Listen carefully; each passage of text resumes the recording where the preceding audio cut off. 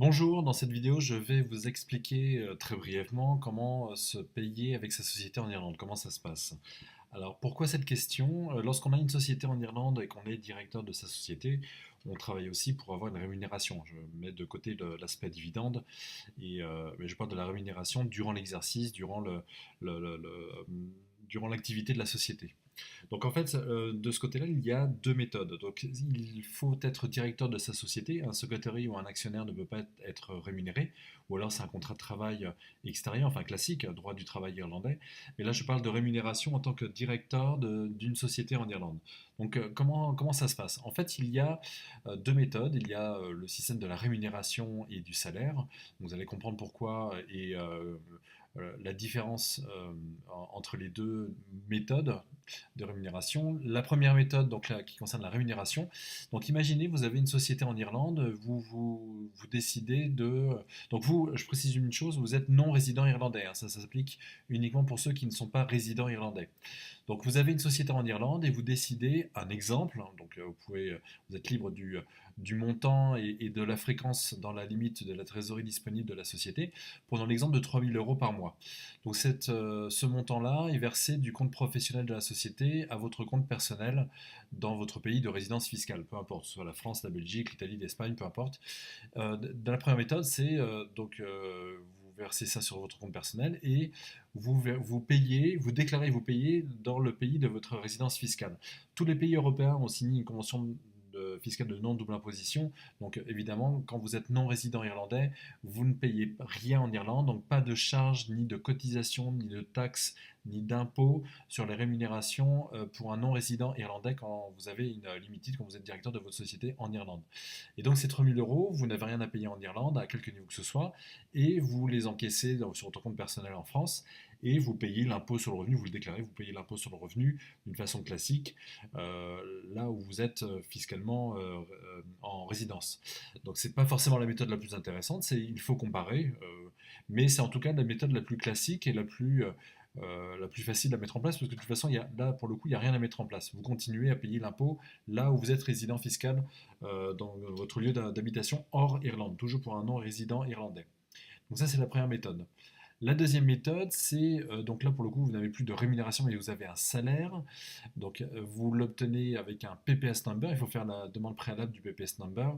Le PPS number, c'est alors je vous mettrai dans le commentaire les liens hein, pour un article concernant cette thématique de comment se rémunérer avec comment se payer avec une société irlandaise et puis le PPS number pour en savoir plus.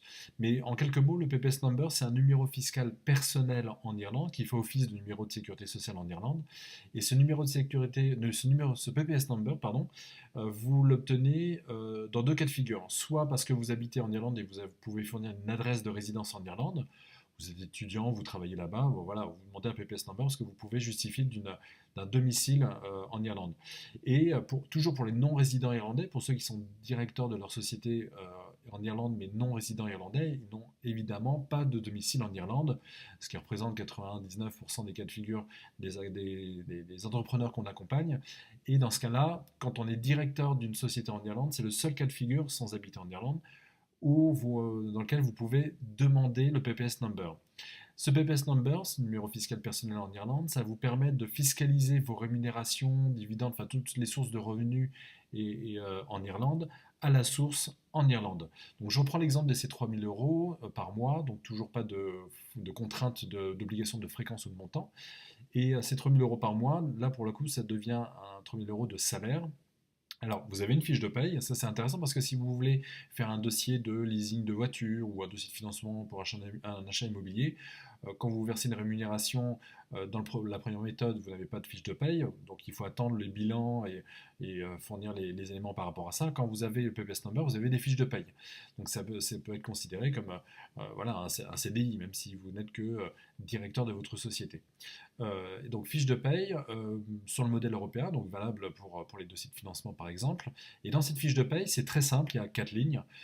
Les 3 premières lignes concernent les 10% de cotisation sociale donc cumulées, 3 lignes cumulées qui représentent les 10%, et 5% d'impôt sur le revenu prélevé à la source, parce que là, en Irlande, l'impôt est prélevé à la source. Et du fait de la convention fiscale de non-double imposition entre les différents pays en Europe, ils l'ont tous signé entre eux, ce que vous déclarez et payez comme impôt d'un côté, vous ne le payez pas deux fois, encore une fois, du fait de la convention fiscale de non-double imposition. Donc ça vous permet d'un côté, sans PPS number, de le déclarer là où vous êtes, et avec le PPS number, de vous salarier de votre société en tant que directeur, avec fiche de paye, donc 10% de cotisation sociale et 5% d'impôt sur le revenu prélevé à la source. Alors les 5%, en fait, ça doit être je crois que c'est 4,85, mais prenez 5%. De toute façon, vous n'aurez pas de mauvaise surprise avec ce taux-là. Évidemment, en fin d'année, en fonction de votre profil fiscal, vous êtes remboursé ou vous devez payer le trop perçu ou le pas assez payé en fonction de votre assiette fiscale, donc en fonction de votre profil. Ça, c'est comme tout pays, hein. Donc, je vous mettrai le lien également du site, c'est citizensinformation.ie, avec une recherche du mot tax income, qui veut dire impôt sur le revenu en anglais, et vous avez un article qui vous dit comment calculer votre impôt sur le revenu. Donc c'est très bien fait, il y a un barème en fonction de si vous êtes célibataire, en couple ou avec enfant, et votre niveau de rémunération. Vous savez très vite, c'est très simple, c'est très lisible, vous savez combien vous devez payer d'impôt sur le revenu. Donc nous, on ne fait pas de fiscalité personnelle, donc il suffit de comparer avec ces informations-là, de comparer votre situation fiscale personnelle, combien vous payeriez d'impôts en Irlande et combien vous payeriez d'impôts dans votre pays de résidence fiscale, vous comparez, puis vous voyez si ça vaut le coup ou pas. Après, il y a des situations particulières où ça n'est pas intéressant. Encore une fois, nous, on ne fait pas de conseils sur la fiscalité personnelle. Ce qu'on peut faire, c'est un retour d'expérience sur les entrepreneurs qu'on accompagne, en vous disant qu'un nombre significatif d'entrepreneurs passent sur le système irlandais avec le PPS number. Ils ont validé, chacun d'eux ont validé ou pas, en tout cas de leur côté, la la viabilité, l'intérêt de passer sur le système irlandais. Donc voilà un peu les deux méthodes de rémunération. Donc quand on est non résident irlandais, avec ou sans PPS, en tout cas il faut déclarer l'impôt sur le revenu quelque part et payer l'impôt quelque part. Ça c'est une règle, c'est surtout une règle qu'il faut respecter. Si vous êtes intéressé pour créer votre société en ligne en Irlande, vous passez par le site donc sociétéfranceirlande.com, vous avez encore le lien dans la partie commentaire en dessous. Tout se fait en ligne. Pour 249 euros, vous avez une société en Irlande, donc une limited, une private company limited by shares, donc c'est l'équivalent de la SARL ou de la SAS, avec 6 mois de domiciliation pour le siège et 6 mois d'une adresse commerciale offerte pour, c'est un bureau virtuel à Dublin, donc c'est inclus dans les 249. Ensuite, tout est renouvelable, et si vous voulez des services supplémentaires, les briques peuvent s'ajouter quand vous le souhaitez en fonction du pilotage de votre budget. Donc ça, c'est vous qui décidez. L'autre méthode, c'est que vous voulez un accompagnement complet de la création à la comptabilité en passant par le compte bancaire professionnel et personnel en Irlande. J'insiste bien sur ça, on ne fait que, on travaille qu'avec des établissements en Irlande.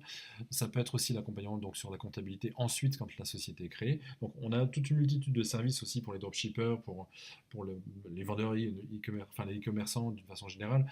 On fait du petit BPO, c'est-à-dire du petit stockage, la petite messagerie maximum jusqu'à 8 kg. Donc voilà, on a tout un tas de services. Contactez-nous via l'email, donc contact@sociétéfranceirlande.com pour cela. Sinon, vous passez par le site, par la page contact, vous décrivez votre message, pardon, et en quelques lignes votre activité, votre projet, et on vous envoie un devis gratuit. Le devis, dans les deux cas de figure, en passant par l'email ou le formulaire, le devis est bien sûr gratuit. Et on vous accompagne avec conseils par rapport à tout cela. Donc voilà, merci d'avoir écouté cette vidéo sur les modes de rémunération, comment se payer avec la société en Irlande, et à la prochaine avec une nouvelle thématique.